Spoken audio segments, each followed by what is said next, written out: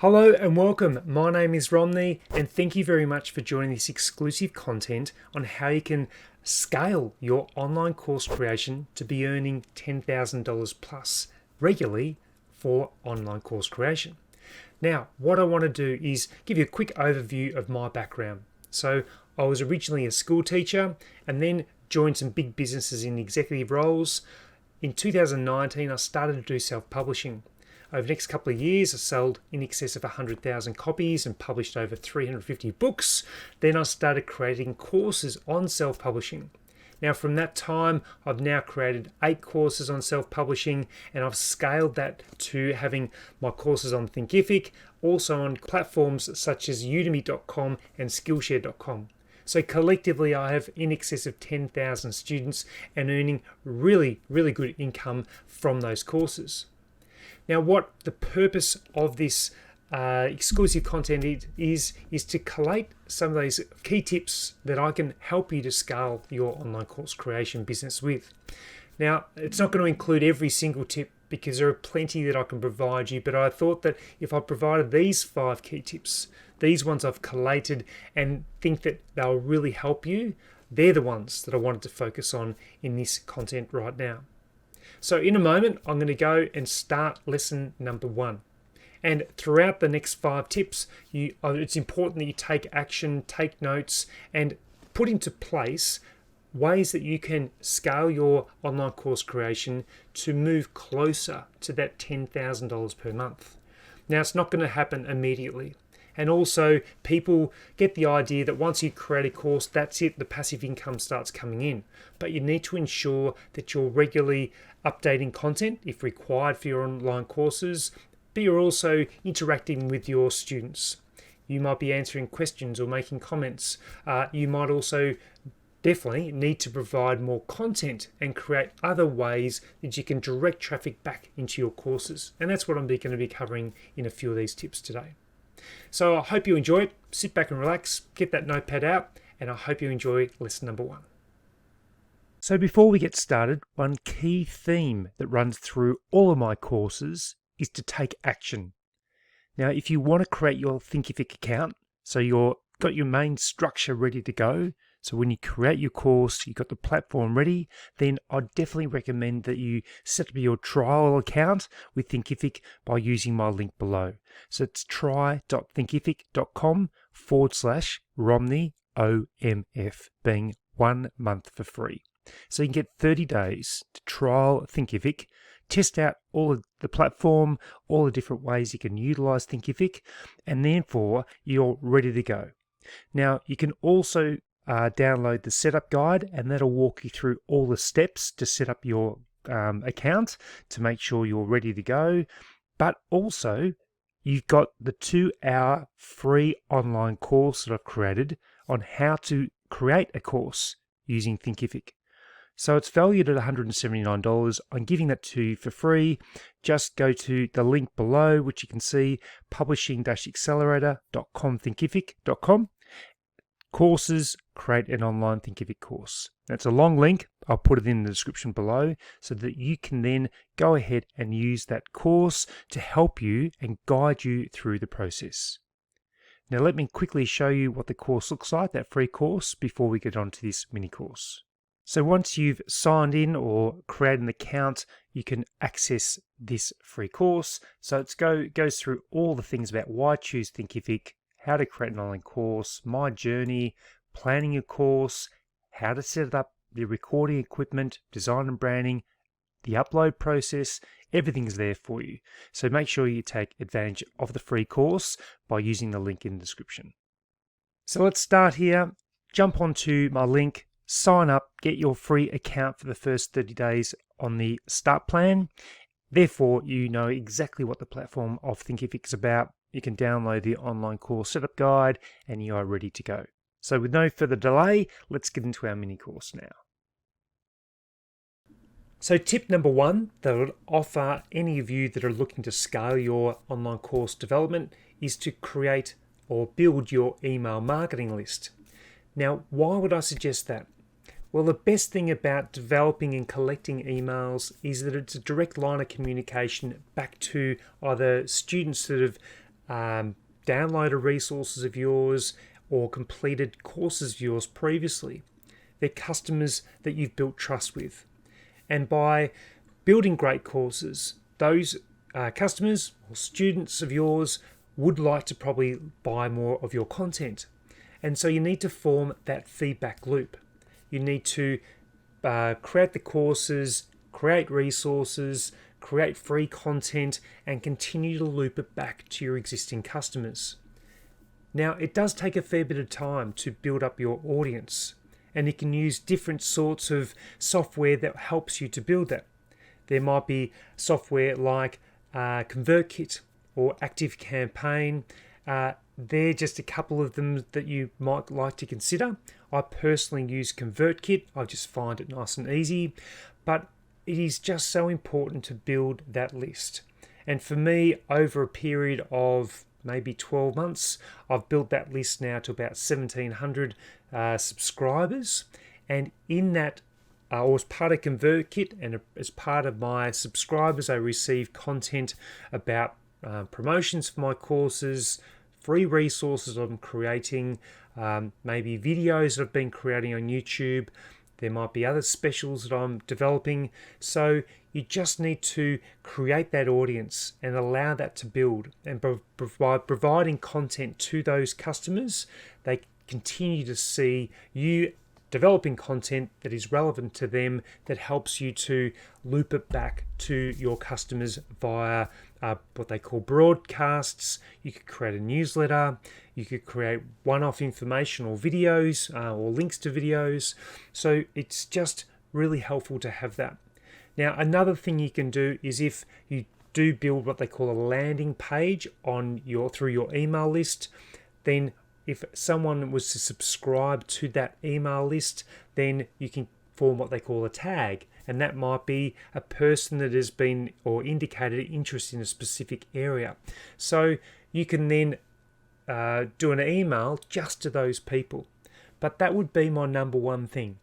If you use other platforms, which I'll talk about later, rather than Thinkific, it is actually a lot harder to collect email addresses. But if you are using Thinkific, you can really target that audience, and you can bring in and form a partnership, I guess, a link between ConvertKit and Thinkific. And that's why it's a great way of building your Thinkific site, and maybe using ConvertKit or ActiveCampaign to link that up. But that's what's really helped me to scale, because I can push out promotions, I can push out content, I can build that trust, and therefore that would be my number one tip to start with, is to get that happening. Because without an email list, you don't have a key audience, and you might even have what they call a launch team, which is formed when you do launch your course, that you can tap into those current subscribers or current students that may have taken the course, provided great feedback, provided a review, and they could be part of that moving forward. So hopefully that helps. I'll quickly go onto my ConvertKit page and show you what that looks like, and therefore you get a bit of an idea about how I'm creating the content and the landing pages and the number of subscribers that are building all the time. So let's go to that right now.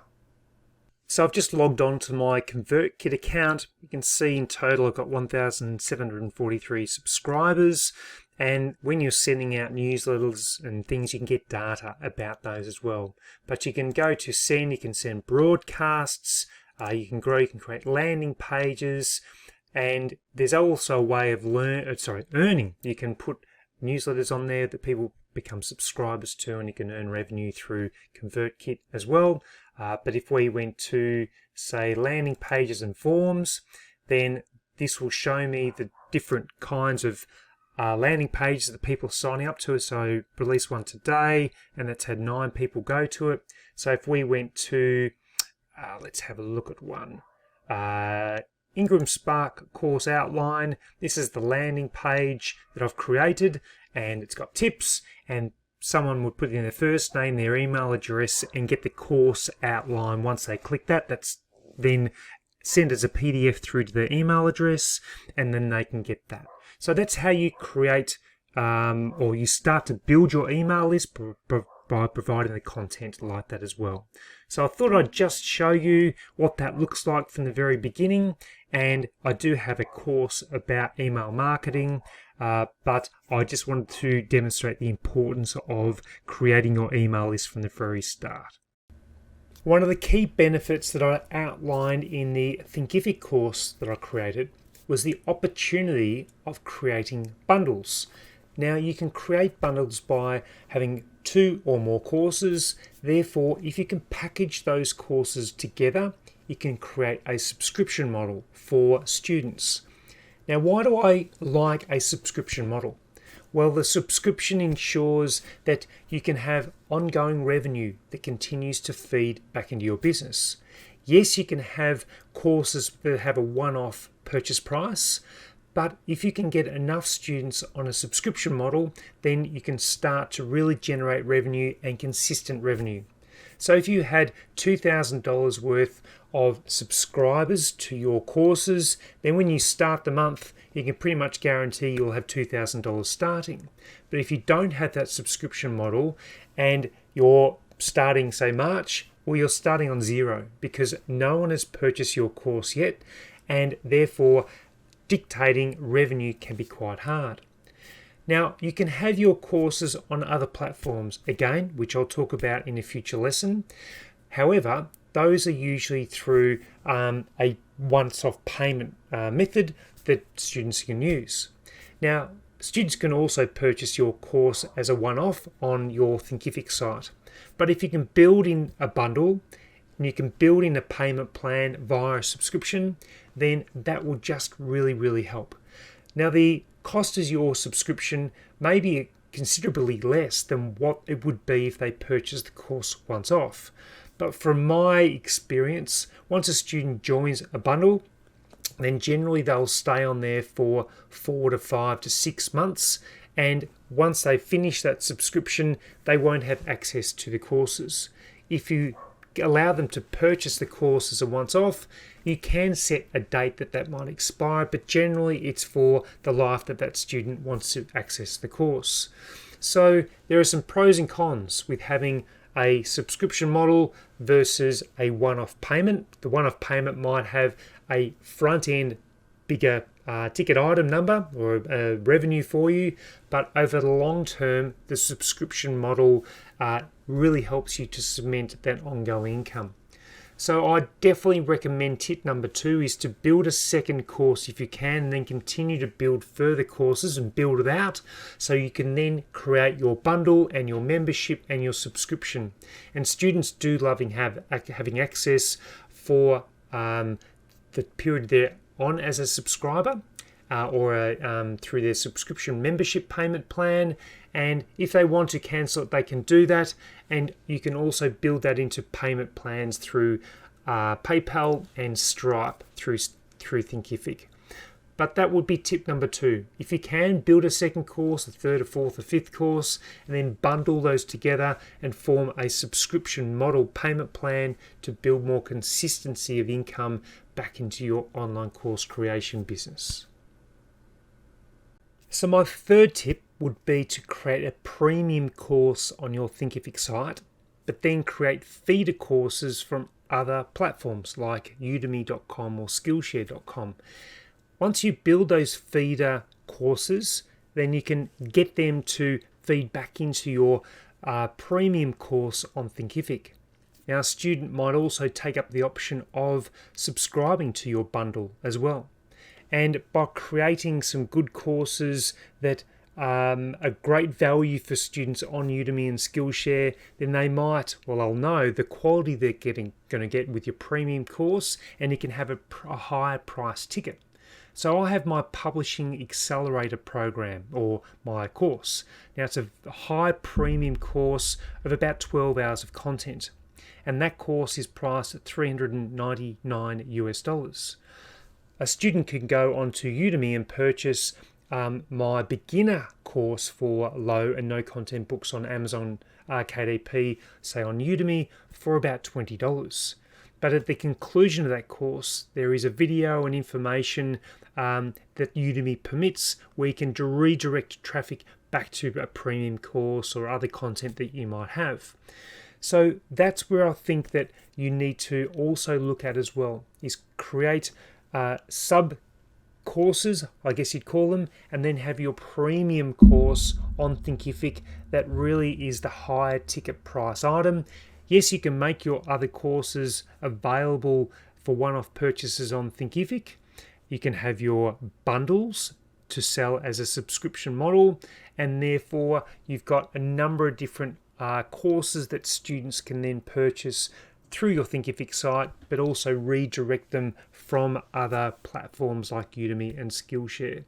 So that's another way that I believe is a good way forward, is to have all those options available for your students.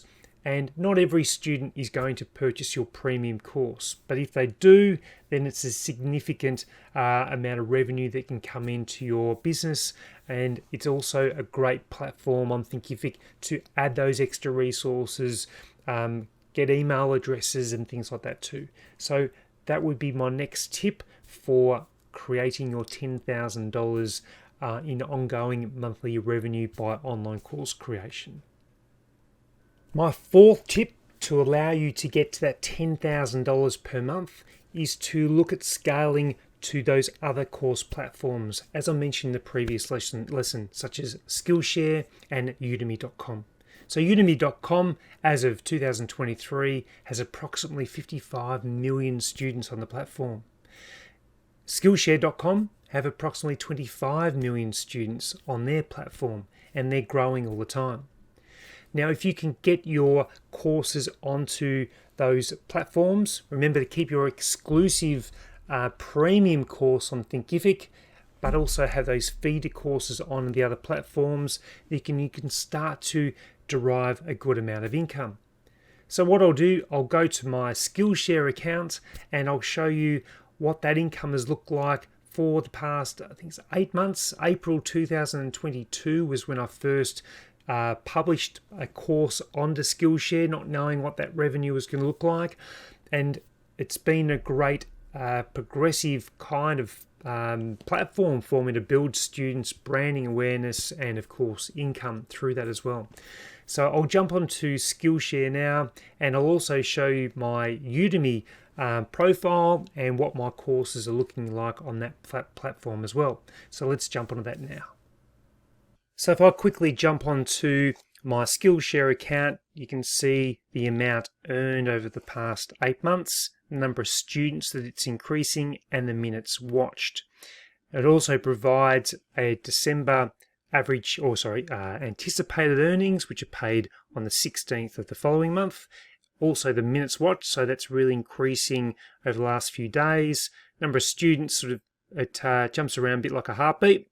And then this is the earnings breakdown. So started in, is March 2022, and first month over $5,000, over $7,000, over nearly $4,500, and then it's sort of consistently gone for about $2,000. Skillshare did make an adjustment in October of 2022 where they adjusted the way that they were paying their instructors. Now it did drop pretty much 50% down to just over $1,000, building up a little bit in November, and I anticipate that it'll probably get to around about $1,150 for December. But you can see that the earnings are growing, and that's just one platform. That's just Skillshare. I've also got my account on Udemy.com, and you can see the number of students, the number of views, and you can see I've got a best-selling course. This is this one. Then I've got another best-selling course here, another best-selling course here, and the highest rated course for email marketing. I've also got my other courses here too. So you can see that you can build out by jumping onto these other platforms. Another one you might think about is Tutorials Point. There's also Skill Success. So there's probably a few that you can look at to add your courses onto, because you own the exclusive rights for your content. So there you have a way of continuing to build your revenue and income, is by using other platforms like Udemy.com and Skillshare.com. And as the momentum of your courses continues to grow, when you start getting best-selling courses, then the revenue really does crank up. And I earn far more on udemy.com than I do on Skillshare.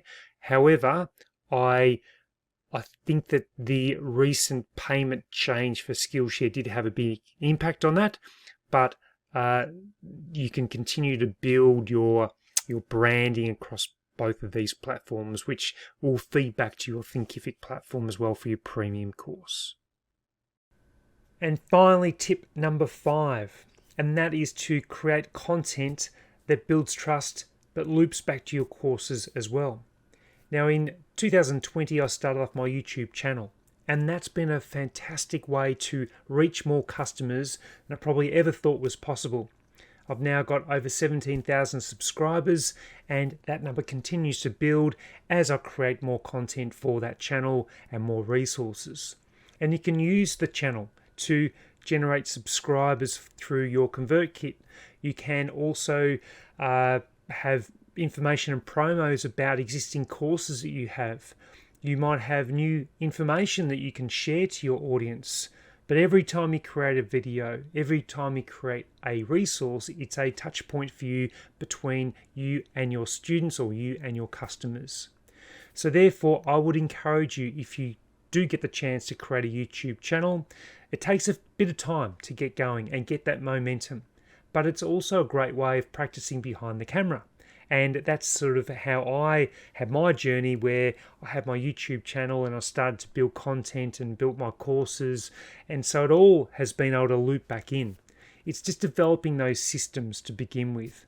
And it does take time, but if you can get those systems working, you can really generate a great automated business that allows you to engage platforms, say like Udemy or Skillshare and Thinkific, and they got people behind the scenes that have built the software programs, and you can just put your courses on there and they can help take care of all the other work without you having to employ them yourself.